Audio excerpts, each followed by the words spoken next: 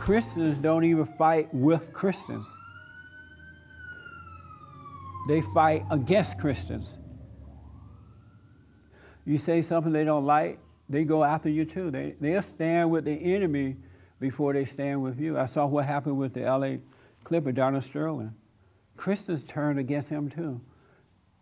Took away that man's right to express himself in his home. And now the government is talking about changing the Constitution when it comes to freedom of speech. They want to limit what we can say by changing the First Amendment. And there's nothing to stop them from doing it. And we are a Judeo-Christian nation.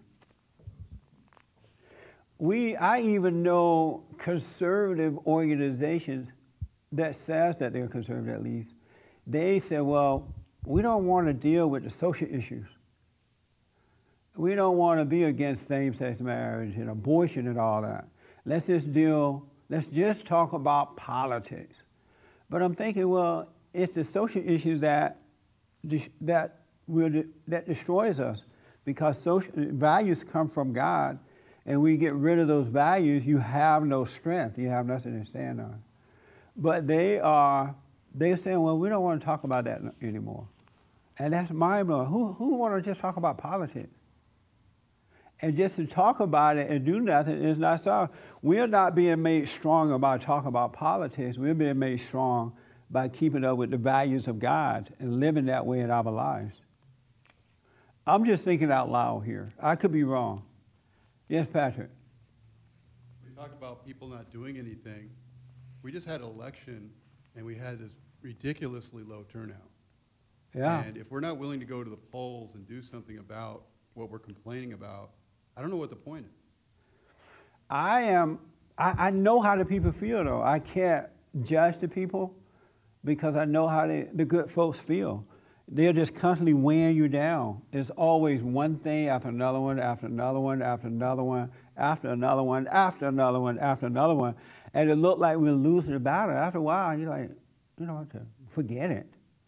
Why vote?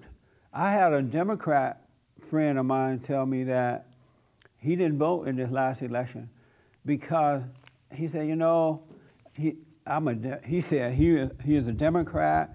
He supported the NAACP. He supported Southern Poverty Law Center. He supported all the Democratic representatives. And he's realized over the years that nothing has gotten better. And his vote just seemed to be a waste. And so he has decided that he's never going to vote again. I know a lot of people like that. It took all I had to vote this time in the primary. I drugged myself to the poll. You should have seen me. I had a heavy weight on me because my mind and all these losses that we have had has said to me, it's just a waste of time. It really is. Why? We're not going to win anyway, so why vote? I totally felt that way, and that's why I can relate to how people feel who are not voting. Because look at all our losses.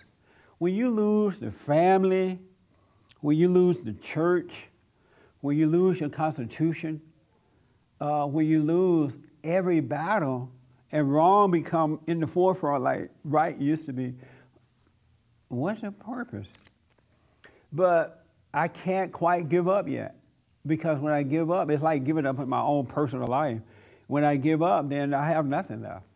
And I end up on Skid Row somewhere. I can't see myself giving up. And it's like what Francisco said, you know, you have to just reach to God so he can constantly give you that energy and strength to keep going. And he said that we should endure until the end. Stand, stand, stand, stand, stand until you can't stand anymore.